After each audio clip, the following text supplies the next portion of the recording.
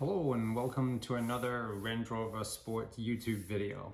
In this video I'm going to be showing you how to replace this A-pillar trim.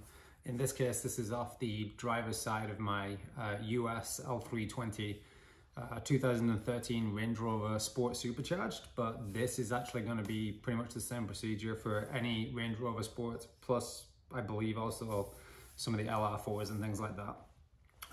What has happened and what happens in the case of a lot of Range Rovers as they get older is that this A-pillar trim starts to separate itself away from the body. So what happened was my wife was driving and this piece actually started to come off, and she was actually very concerned that it was going to disappear flying when she was driving. So she was driving down the road with one hand out of the window on a very cold day in the Midwest in February, holding on to this piece until she got somewhere where she could pull it off. So that it can be a pretty stressful experience, especially if it's your wife that's driving the car that day. So we're going to show you how to fix this. Now, it's actually a pretty easy job and it's not that expensive to fix it. So even if yours is not falling off, if it's just loose, you might want to go ahead and get the repair kit from Atlantic British or possibly another vendor. But I'm going to show you the parts that you're going to need, the kit that you're going to buy, and how to install this back on again. So let's just take a look. So here's the part that we're talking about. This is on the passenger side, so this bit is fine, but as you can kind of see, it's a little bit loose here already, suggesting that maybe one of these clips on here is already broken. But let's show you the actual piece that that actually came off here. This is what it looks like when it's removed. This is the top end, and then this is the bottom end. In order to get this bit off, you do need to open the door and also, I think, also open the hood. But you can see there's a foam piece here that pushes up against the bodywork, and then there's a series of holes where the clips are going to go. And when we did pull this off, the clips were all mangled. So there's a number of clips like this, or like this, and these little clips will. Thank you, Siri. And there are these things will break. And what happened in my case was a lot of these pieces just completely disintegrated and actually fell inside the A-pillar. A lot of people are going to try the quick solution, which is to glue this back on again. And I admit that I tried the same thing. You can see evidence of like heat gun glue here. There's some epoxy. Yeah, that didn't work, as you can probably figure out. So let's just show you the piece that you want to buy here. I actually have my iPad ready, and this is the kit that I bought off Atlantic British, although I think it links you to Rover Parts, which may be a separate website, I'm not really sure.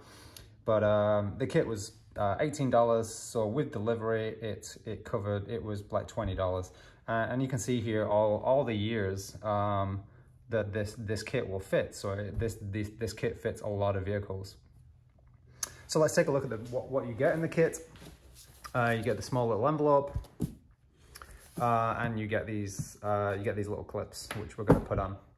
So we're going to add these clips on, but I'll first point out that what you'll notice when you look at this quite closely here is that some of the clips are actually different sizes, and some of the holes are different sizes. So you can see that hole there is bigger than that hole. So for the small ones, we're going to use the white clips, and for the large ones, we're going to use the yellow clips. And where was the other one? I think this one, yeah, this one's a white clip. This one's a bigger yellow clip. That leaves you actually with an interesting issue, which is that this kit could theoretically cover both sides of the car, except for the fact that there's not enough white ones and there's too many yellow ones. I'm not entirely sure why that is. Again, we've just seen that this is the correct kit for this car. This is a 2013 L320 Range Rover Sport, so no reason why this wouldn't fit. Not quite sure why that's the case. But you'll also, if you notice on the website, you can buy these for like $2. So you could theoretically buy the kit, and if you need to do both sides or you want to do both sides, you need one more of those. right? No, 2 more of those, sorry.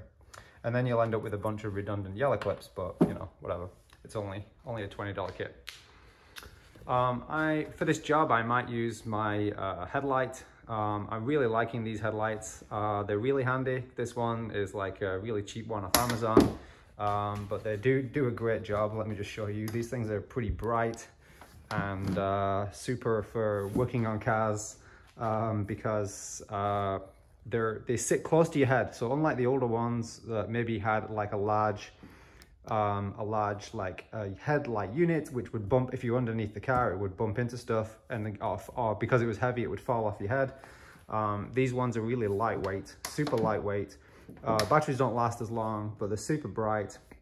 Another cool little feature of this one, which you might come across on some others, is that it's got this hand waving feature. So let me just demonstrate that. You put the hand waving feature on, and you can turn it on and off by doing that. So I thought that was a pretty cool feature. By the way, I'm not like being paid to sell any of this stuff. I just think it's a pretty useful kit, and I really do like Range Rover parts. So that's why I'm kind of suggesting that you buy your parts from there. They do a great job, and I've bought lots and lots of pieces. And if you own a Range Rover, you probably also will be buying lots of spare pieces. But let's get this piece on.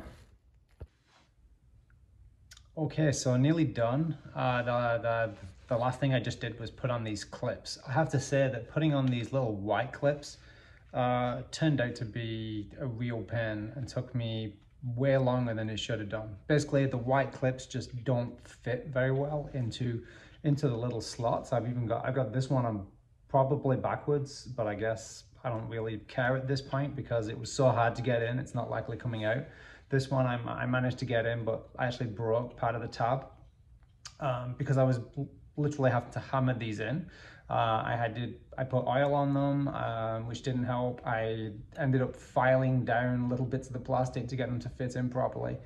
I'm not entirely sure what the problem is, but essentially these little ones don't fit in. These yellow ones, no problem. They slide in real easy, no problem.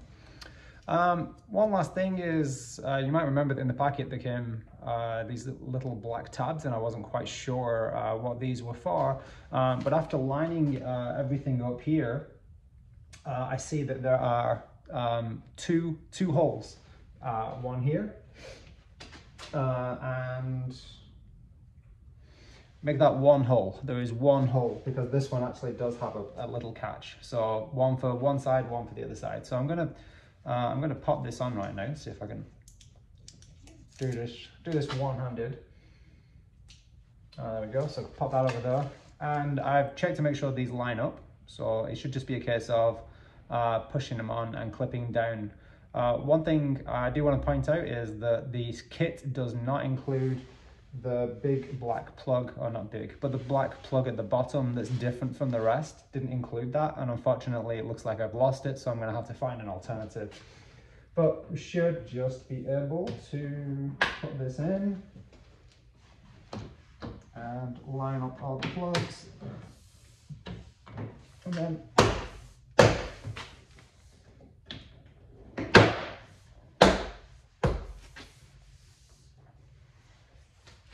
great, that's a lot more secure than it is on the other side, so I think I did lose a clip. Other thing to just point out is here that I guess you can't really see it because I got the camera up a little bit, but as you can tell, I got the hood open. You got to get this inside the hood piece before you push this in. This is the one plug that is not in the kit, and I'm gonna have to find something else for that. That one is going to be important, especially since when all these clips failed, that was the only thing holding it on, except for my wife's hand. But this is a pretty easy job. Sometimes when people do fix this, they also have an issue with the cowling separating away from the windshield. That is also held on with the very similar plastic plugs, if not the same plastic plugs. So you can also do that job at the same time. In order to get the front cowling under the windshield off, you do have to remove these anyway on both sides, but you also have to remove the windshield wipers, which mine's actually fine, although on my previous Range Rover Sport, which was a 2007, there definitely was that issue where it was coming away from the windshield. So long story short, all of these plastic plugs that they use for this and also the windshield cowling do fail over time. These things will start flopping around after 10-15 years or so. So it is good to be able to fix this job. I hope this video was helpful to some people, and I'll see you all soon.